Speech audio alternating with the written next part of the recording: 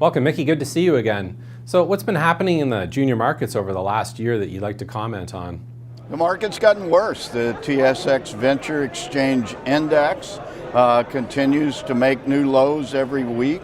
We thought it had bottomed during tax loss season, went a little bit below 500, and it's bounced right back up, but it's continued to go down, especially with the market meltdown that we've seen. And I should say that the so-called market meltdown in the U.S. is simply a correction right now. The Dow's down about 12% over the year, S&P 500 and NASDAQ about 10%. There's a bit of attitude of panic for a little bit here, and we'll see where it leads. I think the U.S. markets needed a correction, and I've been saying that for a couple of years. So in your opinion, has the Toronto index been shaken up enough?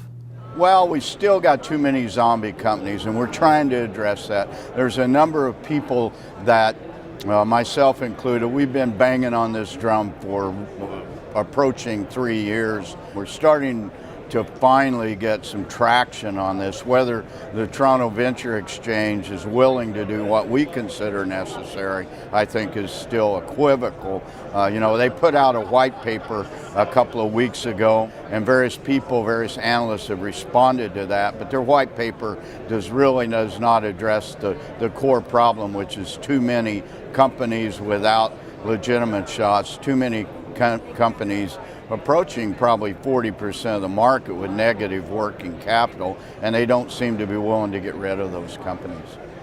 So are there any bright spots of optimism that could give investors hope? Well, there's a little lithium boom going on right now, driven by the idea that Elon Musk is going to build and sell 500,000 Teslas in the U.S. by 2020. So there is a stock play to be, or a speculative play to be made in some of these startup lithium companies. But I dare say this is the second version of the lithium bubble. The first one started 2010, went to 2012, so this is kind of round two, but I personally think that's going to be a bubble, but there is some opportunity to play some of those stocks, I think. Do you see anything positive on the horizon for precious metals? We've done a lot of work lately, really focused on gold, and I published 4 musings over the last couple of months. First one called Why Gold Ain't Going Anywhere Anytime Soon. We've been able to show there's a very strong seasonality of gold in both bull and bear markets. And so we've been able to show some buying opportunities in the seasonality in gold. In other words, buy gold during the summer doldrums. If you're a hoarder like me, that's the time to buy. If you're a trader or a speculator, you buy it during the summer doldrums of July or August, and you sell it in late January. You're going to make money in both bull and bear markets. That's returned about 7% annualized over the last 20 years. I don't think you'll do this on gold stocks. This is actual physical metal. Thanks for taking the time for today's interview, Mickey. So how can viewers get in touch with you and learn more?